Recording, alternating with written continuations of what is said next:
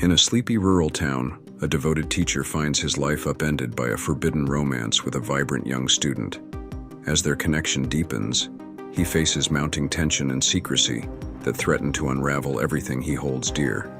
With escalating emotional stakes, the story explores themes of desire, loyalty, and the moral dilemmas that arise when passion collides with responsibility. Will he surrender to temptation, or will the fallout from his choices change his life forever? This compelling tale of love and betrayal keeps you guessing until the very last moment. I think we should make love. At the beginning of the film, we meet Joseph Svenden, a middle-aged schoolteacher who walks with a limp and uses a cane due to a childhood injury. Joseph lives on a farm with his elderly mother, whom he cares for daily, while managing household chores. One morning when he arrives at school, he shares unsettling news with his students that the school may soon be closed. Just then, a new 18-year-old student named Catherine Wheeler enters the classroom, drawing everyone's attention. Joseph curiously asks, "And who might you be?" To which she responds, "Catherine Wheeler." After work, Joseph talks about the potential school closure with Rosalee, a widow he has been looking after since her husband passed away. Joseph even intends to marry Rosalee, as they have formed a close bond over time. The next morning, Nathan Wheeler, a retired major and Catherine's father, arrives at Joseph's farm with a business proposition. He wishes to board Catherine's horse in Joseph's stable and offers to pay $175 a month. Joseph accepts, seeing the benefit of the arrangement. Later, Joseph drives Catherine and tells her this will be his last year as a teacher. Catherine probes,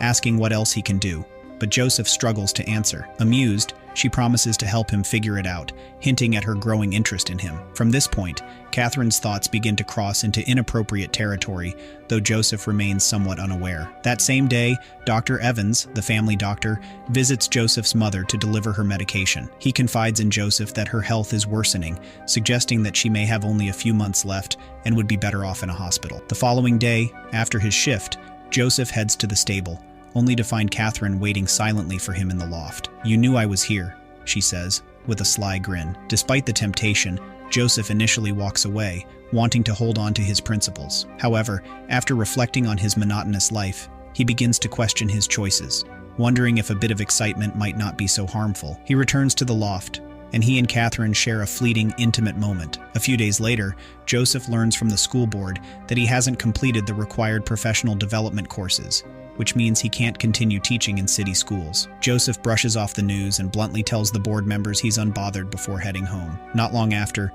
Dr. Evans stops by with another surprise.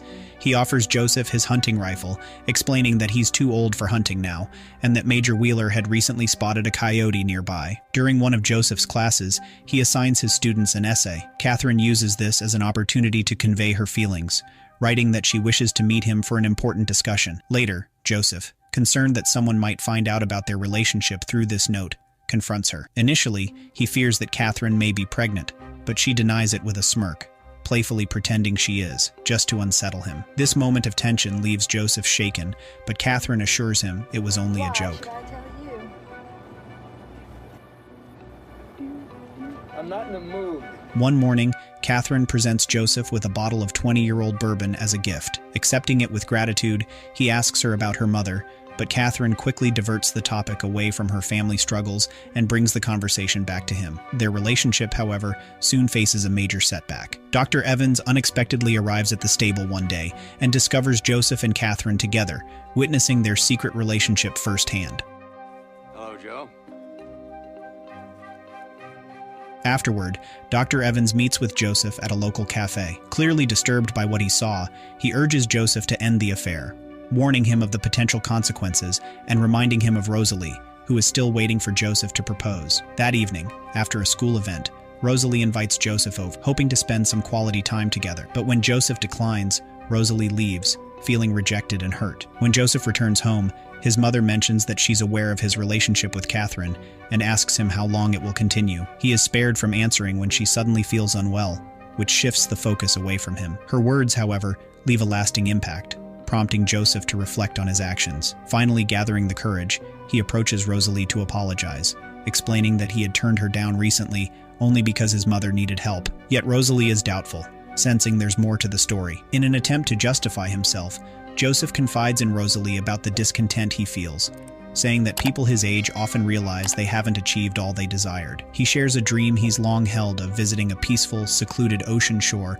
where he could relax and fish. He admits to wanting to share a tender moment with her in the daylight, free from secrets. Though hurt, Rosalee eventually understands and agrees, allowing herself to fulfill Joseph's wish. Shortly afterward, Joseph's mother passes away. During the funeral, as Rosalee sorts through condolence cards, she stumbles upon a note from Catherine. Realizing what it implies, Rosalee confronts Joseph, accusing him of being unfaithful. Though he tries to downplay the affair, claiming that it was nothing serious and that Rosalee has always meant more to him, she isn't convinced. Filled with anger and disappointment, Rosalee pulls away and leaves.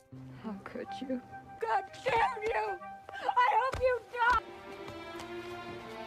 That evening, Catherine visits Joseph, aware of the fallout from their affair. She tells him that she wants them to marry, but Joseph firmly states his desire to end the relationship. Catherine, unwilling to let go, warns him that he'll regret this decision. The next day, Joseph learns that Nathan, Catherine's father, has also discovered the affair and won't let it slide. Later, Joseph takes the hunting rifle gifted to him by Dr. Evans and waits, anticipating a confrontation with Nathan. When Nathan arrives with his wife, it becomes clear that he only wants to have a conversation. Nathan asks if Joseph intends to marry Catherine, but Joseph responds honestly, doubting that he's the right match for her. Eventually, Nathan acknowledges that Joseph is a decent man, and that the situation is partly Catherine's fault as well. However, Nathan's wife is less forgiving. She slaps Joseph, accusing him of taking advantage of her daughter. Despite her anger, Nathan decides to settle matters peacefully, leaving without further escalation. After they leave, Catherine approaches Joseph once more, asking if he'll reconsider marrying her. Joseph explains that their relationship was just a fleeting moment and that they don't have a future together due to their age difference and her uncertainty about what she wants. Catherine, devastated, kisses him one last time and admits that she's done something bad. Robert brought me. Where is he? He left. Can't you see I've given you the best single year? I've done something bad. Alarmed, Joseph steps outside to find the barn engulfed in flames. Though he manages to rescue the cow, Catherine's horse perishes in the fire. This event pushes Joseph to reassess his life and make amends. The next day, he approaches Rosalee with a renewed resolve, telling her that she's the only one he truly loves. Touched, Rosalee forgives him, and the two reconcile. In the final scene, Joseph and Rosalee go to the ocean together, planning to live out their remaining years peacefully, by the shore, away from the burdens of their past. End of the movie. Thank you for watching this recap. If you enjoyed it, make sure to hit the like button and subscribe for more content like this. I always love hearing from you, so feel free to leave a comment below with your thoughts or suggestions for future content. Once again, thanks for tuning in, and I'll see you in the next video.